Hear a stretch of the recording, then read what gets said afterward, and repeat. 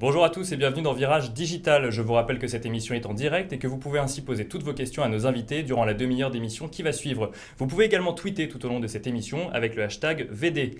Dans quelques instants, Gérald Karsanti, président directeur général de Hewlett-Packard Enterprise, nous expliquera comment manager et se réinventer à l'heure du digital. Damien Tardieu viendra ensuite nous présenter Niland, une start-up qui vous propose d'écouter la bonne chanson au bon utilisateur et au bon moment.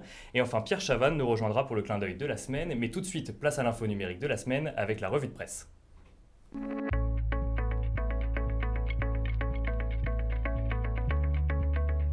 Le Web Summit a débuté hier. Surnommé le Davos des Geeks, c'est le rendez-vous incontournable du numérique qui se tient en ce moment même à Dublin. Il rassemble plus de 1000 conférenciers avec des entreprises telles que Pixar, Microsoft ou Schneider Electric, mais également des startups telles que Slack ou encore des banques comme Deutsche Bank ou BPCE. Jusqu'à demain jeudi, les 3000 visiteurs pourront assister à des conférences sur la ville connectée, sur le management à l'heure du numérique, le thème d'aujourd'hui, ou encore assister à une interview du cycliste Chris Froome. Alors Gérald Karsanti, bonjour. Bonjour. Je me tourne vers vous. C'est important pour les acteurs du numérique d'avoir leur propre Davos ? Ah oui, très important. Moi, je trouve que c'est formidable. D'abord, c'est ce qui nous occupe tous, hein, le digital. Ensuite, c'est formidable que ce soit en Europe. Et puis, j'ai même entendu dire que c'est un des seuls événements où des investisseurs américains se déplacent pour venir regarder ce qui se passe. Et puis, nous, on est présents, en fait, parce qu'on a un programme de start-up au sein d'HP. Et certaines start-up avec lesquelles on travaille sont présentes là-bas. Donc, c'est très bien. Alors, deuxième actualité de la semaine, la France accueille elle aussi un salon du numérique, celui des objets connectés. Aujourd'hui et demain se tient à Grenoble le salon international IoT Planet, IoT pour Internet of Things, l'occasion pour les sociétés européennes expertes de l'Internet des objets de se rencontrer et d'assister à des conférences sur des sujets tels que les réseaux basse consommation entre objets connectés, le futur de l'industrie des objets connectés ou encore l'impact des objets connectés dans l'économie actuelle. Gérald Karsanti, je me retourne vers vous. Un salon des objets connectés en France, est-ce que ça veut dire qu'aujourd'hui la France est suffisamment en avance en matière d'innovation ? Alors, la réponse est oui, parce qu'il se passe beaucoup de choses. Mais alors là, c'est même pas la France, c'est même Grenoble. Et vous savez l'attachement que Hewlett-Packard Enterprise a avec Grenoble, puisque c'est un site historique pour nous. Ensuite, c'est l'IoT, c'est les objets connectés. On en parlera, c'est super important. On a des offres très précises sur ce segment d'activité qui est vraiment en plein boom. Et on a un stand d'ailleurs dans ce salon. Et enfin, dernière actualité de la semaine, HP officialise sa scission. Vous allez voir donc la vidéo. L'entreprise américaine Hewlett-Packard se scinde en deux sociétés, HP Inc. d'une part et Hewlett-Packard Enterprise d'autre part. Cette scission effective depuis lundi donnera à la société une nouvelle organisation et offrira à la société Hewlett-Packard Enterprise une agilité qui lui permettra d'accompagner les entreprises dans leur transformation digitale. Alors on va voir à l'écran donc le nouveau logo de Hewlett-Packard Enterprise, donc ce fameux rectangle vert. Gérald Karsanti, vous étiez précédemment président directeur général de HP France. Vous êtes aujourd'hui à la tête de Hewlett-Packard Enterprise. Pourquoi cette scission ? Alors, vous l'avez dit, la scission, d'abord j'étais très fier de piloter HP dans sa complétude de modèle que nous avions avant le lancement lundi. Mais pourquoi ? Vous l'avez dit, c'est l'agilité, c'est la recherche d'agilité, vélocité. C'est un marché qui bouge très vite. On aura l'occasion de le dire et de le redire pendant l'émission, je pense. Le monde du digital bouge beaucoup. On est face à des disruptions permanentes. Il faut s'adapter, donc il faut être capable de capter les opportunités sur le marché. Donc recherche de vélocité, d'agilité. Alors on va en parler dans quelques instants dans la deuxième rubrique de cette émission à laquelle nous passons maintenant, le débat.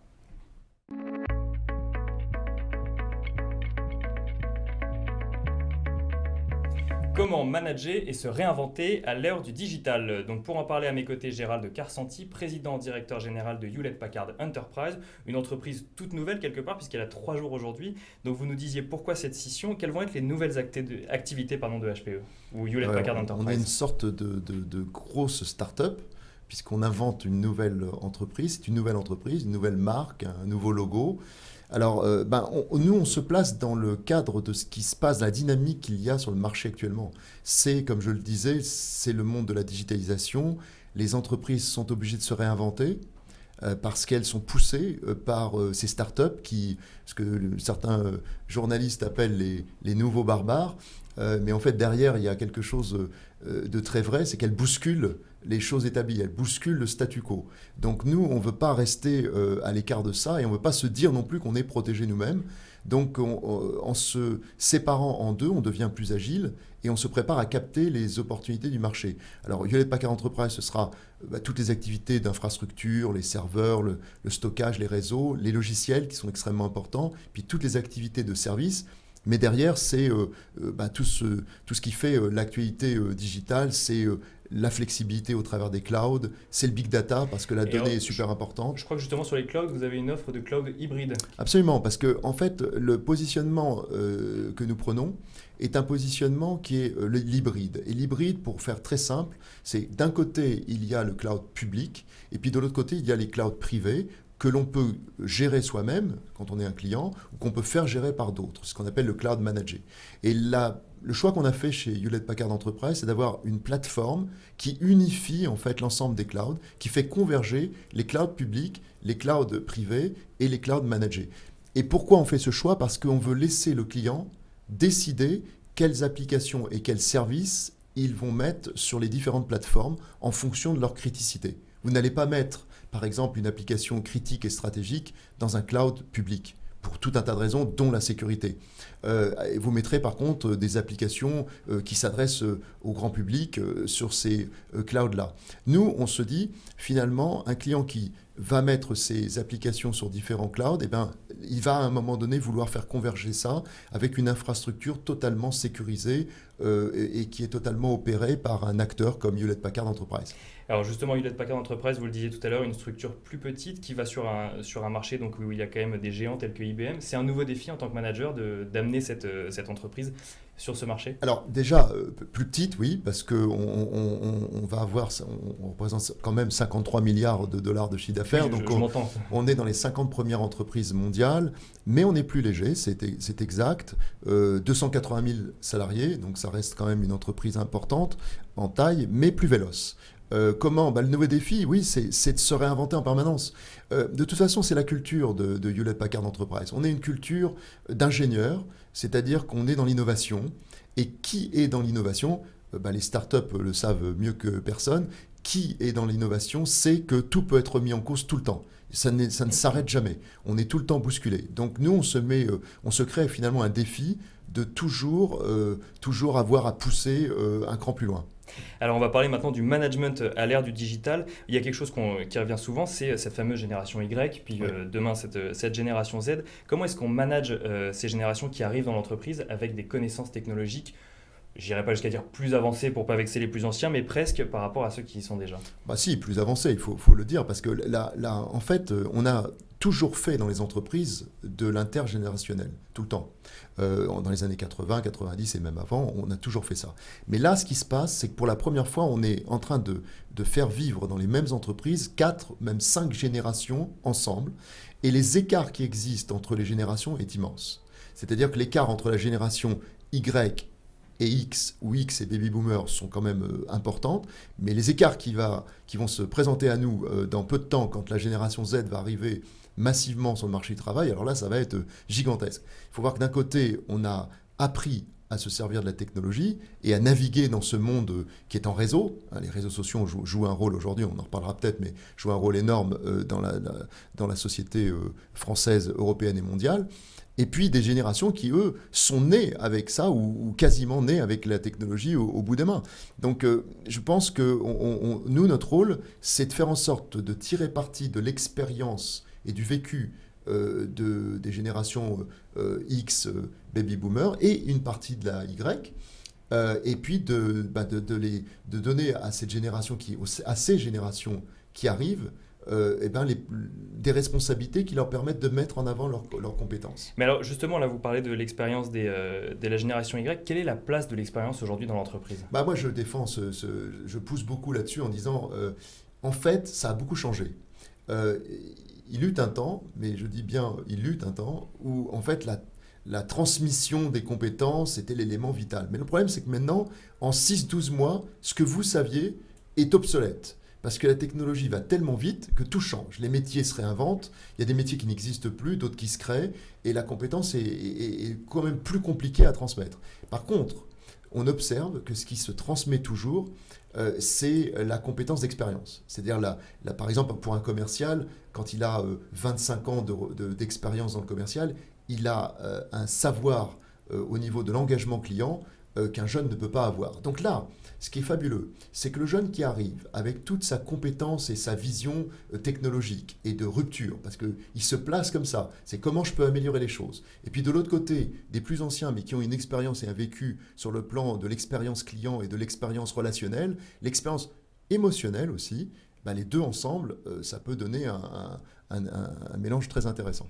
Alors ça, c'est pour l'humain, mais je crois que Hewlett Packard Enterprise travaille également beaucoup avec des startups. Qu'est-ce que ça vous apporte, ce travail avec les startups? Énorme, parce qu'en fait, on a un programme déjà qui s'adresse à toutes les startups. Tout le monde peut faire partie de ce programme. Il bénéficie d'un certain nombre d'avantages au niveau de la formation et tout un ensemble de services. Et puis on a un programme plus sélectif. Cette année, on a 22 startups sur lesquelles on fait une sorte de mentoring. Alors attention, on apprend autant c'est un échange en fait. C'est un échange, c'est un vrai partage. Parce qu'en fait, ces startups, elles nous apprennent des choses qu'on n'aurait même pas imaginées. Ils ont des idées que mes managers, par exemple, n'ont pas. Inversement, ces entrepreneurs ne pourraient pas piloter comme ça du jour au lendemain des business units dans nos entreprises. Donc il y a un mélange et un travail collaboratif qui est très intéressant. On s'occupe de 22 startups aujourd'hui parce qu'on veut bien le faire. Et ça consiste à entre guillemets, les mentorer pour les aider à développer leur entreprise sur le territoire national, au niveau européen, au niveau mondial, en bénéficiant des réseaux d'HP, tester leurs applications sur nos plateformes. Donc, ils n'ont pas besoin d'investir sur l'informatique. Ils peuvent venir tester leurs applications dans nos centres, nos labs, en particulier à Grenoble et à l'île d'Abo, à côté de Lyon. Donc tout un ensemble de services, formation gratuite, etc. Donc on en revient à cette idée de vous avez les idées, on a le vécu et ensemble on va pouvoir faire émerger de nouvelles choses. C'est un peu la même chose, c'est vraiment, ça s'inscrit dans ce que je disais précédemment, à savoir ce transgénérationnel où on est obligé de faire travailler des générations ensemble et il y a une diffusion de savoirs différents et ça crée de la valeur, c'est indiscutable. Alors dans le numérique, il y a aussi toute une part de réseaux sociaux, de communication. Quand on est manager, comment est-ce qu'on adapte sa communication à l'heure du digital? Ça c'est un bouleversement. Parce que je pousse tous mes amis dirigeants qui n'y sont pas à y aller. Il faut y aller en ayant une stratégie de communication et en ne faisant pas n'importe quoi. Parce que, voilà, c'est un outil qui est à notre disposition, ça peut tout donner. Mais si on le fait intelligemment, c'est fabuleux. Moi, je suis sur LinkedIn. Je pense que c'est un réseau qui fonctionne très bien et qui est très efficace pour communiquer, pour avoir des relations également. Avoir un réseau développé. Twitter, j'y suis depuis moins longtemps, je suis depuis mars, et je ne regrette pas parce que, en fait, Twitter, c'est un média, c'est pas la même chose. Mais dans Twitter, je trouve des informations que je ne trouve nulle part ailleurs. Donc ça, c'est déjà en tant que tel, c'est déjà fabuleux. Donc vous communiquez, mais vous allez également chercher des informations sur ces réseaux sociaux. Absolument, et on comprend ce qui se passe. On voit à travers ces réseaux sociaux comment le marché évolue, ce qui marche pas, les idées qui percutent, celles qui ne percutent pas, la façon dont les gens réagissent, c'est intéressant également. Et puis on capte aussi des idées sur l'aspect, on essaie de construire une entreprise sociale chez Hewlett Packard Enterprise et on capte des idées, des mouvements, la formation par exemple sur ce qu'il faut faire en matière alors j'enseigne en plus depuis une dizaine d'années à HEC Paris, donc c'est un sujet qui me concerne beaucoup.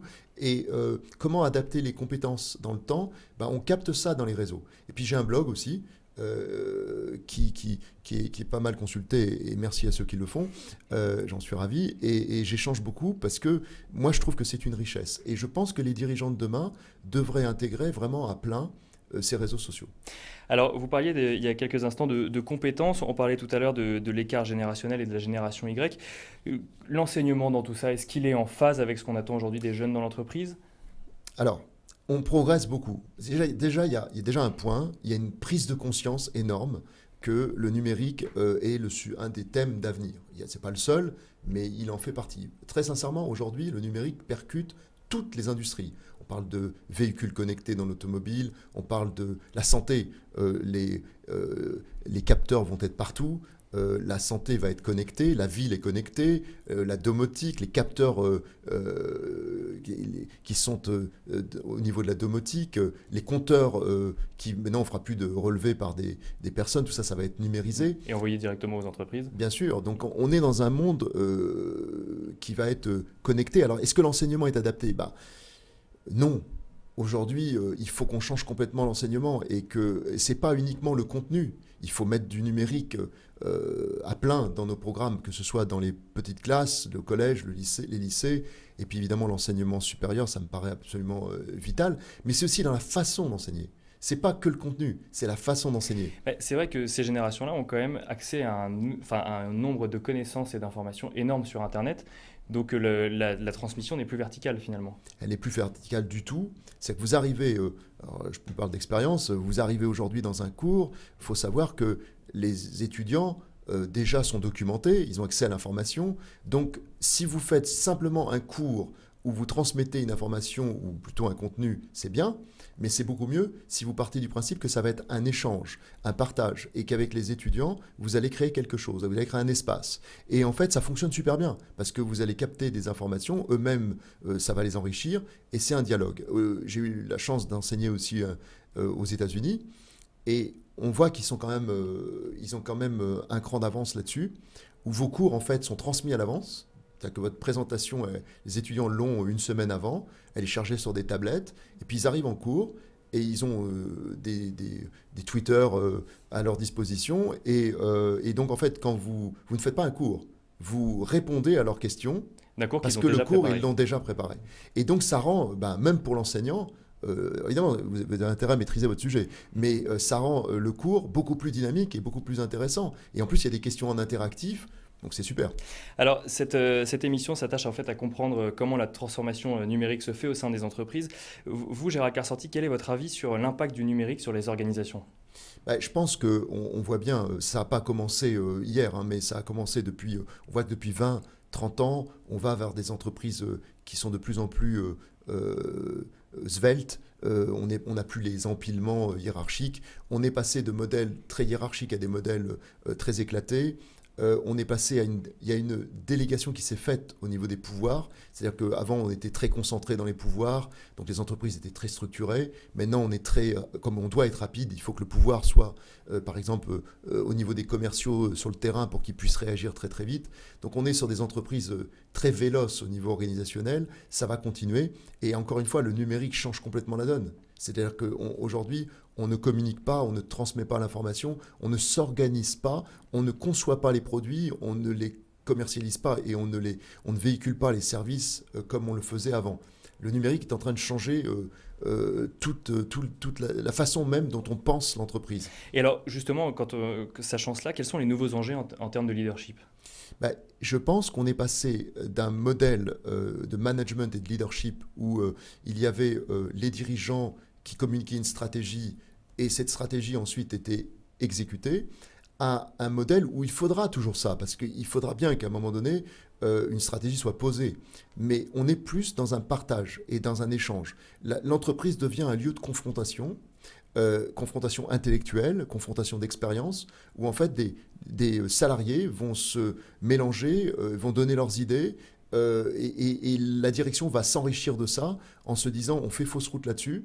Il faut être capable d'accepter le fait qu'on peut faire des erreurs et l'essentiel c'est de les corriger vite. Comme je dis souvent à mes équipes de management, l'essentiel c'est de ne pas se tromper au moins 80% du temps. Mais quand on se trompe, c'est pas très grave, on apprend de ses erreurs, il ne faut pas que ce soit trop fréquent encore une fois, mais quand on se trompe, il faut corriger. Et il est vrai que c'est une génération qui arrive, la vôtre déjà, la génération Y, et puis celles qui vont arriver, vous avez une appréhension de ça qui est très différente. La notion d'appréhension par exemple du risque est différente, l'appréhension des challenges n'est pas la même. Nous, on aimait, dans nos cultures précédentes ou dans notre formation précédente, on était dans un modèle où on décortiquait tout, on l'analysait et il fallait absolument une solution. Ce monde n'existe plus. On est dans un monde où on ne sait pas toujours définir le problème, il y a plusieurs chemins possibles et on n'aboutit pas forcément à une seule solution. Mais ce n'est pas grave. C'est ça le modèle de demain, c'est un modèle qui est dynamique. Ce qu'on appelle l'agilité. C'est l'agilité, qui est dynamique. Il faut tout le temps s'adapter. Et donc il faut toujours pousser un cran plus loin. en ayant en tête de prendre en compte l'évolution aussi des salariés, parce que les mutations ne sont pas aussi faciles que ça. C'est là où je voulais en venir également. Est-ce qu'on va vers une nouvelle forme de travail?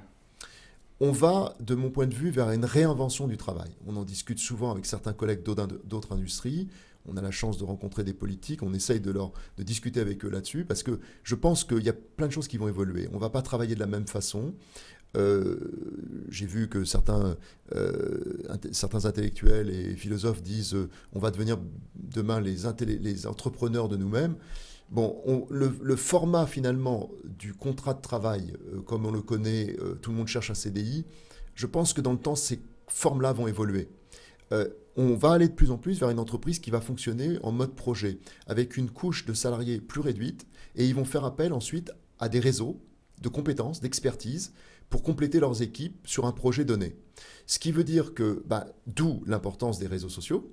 Je crois que des réseaux comme LinkedIn et d'autres vont prendre de plus en plus d'importance pour cette raison.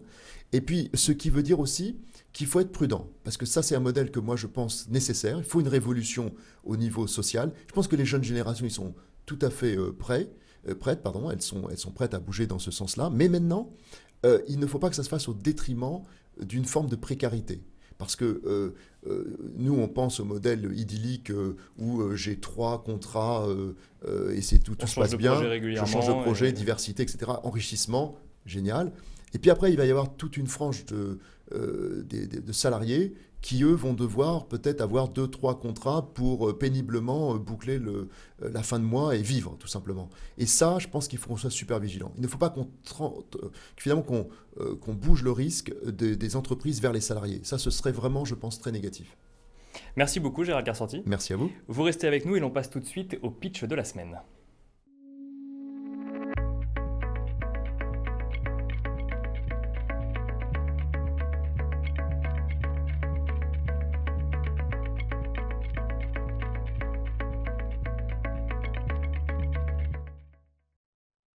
Bonjour. Alors vous êtes le cofondateur et président de Niland, une solution de recommandation de musique. Est-ce que vous pouvez nous en dire un petit peu plus sur le concept? Oui, alors donc Niland, nous développons une technologie qui comprend, organise et recommande la musique. En gros, en utilisant les dernières avancées de l'intelligence artificielle comme le deep learning par exemple, on arrive vraiment à écouter ce que contient la musique, ce qu'elle dégage aussi pour les auditeurs, à comprendre l'utilisateur et du coup à recommander la bonne musique au bon utilisateur et au bon moment. Et alors justement, quels sont vos clients ou du moins vos utilisateurs? Donc on est vraiment une société de B2B. Notre technologie est vendue sous forme d'API.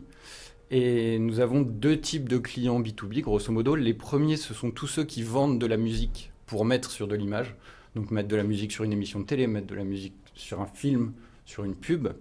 Et eux, on les équipe en moteur de recherche avancé. Donc leurs utilisateurs à eux pourront chercher du genre « je veux une musique pour mon film qui soit triste et qui ressemble à Bob Dylan ». Voilà. Et donc on pourra ensuite directement taper musique triste Bob Dylan et trouver la musique correspondante. C'est ça, exactement. C'est ce qu'on est en train d'installer chez nos clients. Donc, par exemple, en France, comme TBWA, l'agence de publicité, au Luxembourg, Jamendo, ou à Singapour, une société qui s'appelle Motion Element. Et la deuxième catégorie de clients, c'est vraiment les sites qui font écouter de la musique au grand public, des sites de streaming ou des objets connectés de streaming, pour qui, là, on va plutôt faire de la radio automatique. Donc, nous, on croit beaucoup dans que la musique est une expérience passive, comme la radio. Et donc, en comprenant les goûts de l'utilisateur, on va être capable de lui fournir de la radio automatique pour des périodes de la journée, le matin, le soir, pour faire du sport, selon ses goûts. Ça a été créé il y a combien de temps, Niland ? Alors Niland, ça a été créé par 3 associés, Christophe, Johan et moi-même, il y a 2 ans, dont 2 associés qui sont des anciens chercheurs, moi et Christophe, qui ont tous les 2 10 ans de recherche en intelligence artificielle et analyse acoustique du son. Et vous êtes combien aujourd'hui ? Aujourd'hui, on est 6 salariés, majoritairement techniques, et un qui s'occupe plus du marketing et du produit. Et alors, si vous deviez imaginer aujourd'hui la suite, des projets que vous auriez en cours, ou comment vous vous voyez à moyen ou long terme ? Alors, notre développement aujourd'hui, c'est vraiment autour de 3 axes. D'abord, le développement commercial à l'international, parce qu'évidemment, c'est une technologie qui s'internationalise très facilement. Et il y a des clients partout dans le monde, comme je disais avec Singapour par exemple, ou aux États-Unis. Et pour ça, on doit faire grandir un petit peu l'équipe commerciale. Donc c'est ce qu'on est en train de faire aujourd'hui. Deuxièmement, c'est continuer à développer des nouveaux produits, comme on le fait aujourd'hui, pour satisfaire plus nos clients, leur apporter de la valeur toujours plus. Et enfin, vraiment donc, être toujours ouvert sur les nouveaux marchés, parce qu'on est vraiment sur une pointe technologique grâce à l'intelligence artificielle, le deep learning, l'analyse du signal. Et du coup, on est toujours dans l'observation de nouveaux marchés qu'on peut attaquer dans les médias et l'intelligence artificielle. Gérald, ça vous donne envie d'écouter plus de musique, ce que nous raconte Damien ? D'abord, déjà, si je peux me permettre, cette start-up est dans les 22 start-up que nous accompagnons. Voilà, et on en tire, comme vous l'écoutez, vous êtes convaincus. Là, il y a des idées, c'est riche. Alors, j'en profite pour dire que dans notre programme, on choisit plutôt des startups qui ont une connotation très numérique, hein, donc forcément. Mais là, oui, ça inspire beaucoup parce qu'on voit qu'ils captent ce qui se passe sur le marché, des innovations pour les transposer en valeur pour le client, que ce soit une entreprise ou que ce soit un individu, un particulier. Donc c'est formidable. Et du coup, on vous souhaite de belles aventures pour la suite. Merci beaucoup, Damien Tardieu. Vous restez avec nous également. Vos coordonnées vont s'afficher à l'écran. Et l'on va tout de suite accueillir Pierre Chavannes pour le clin d'œil de la semaine.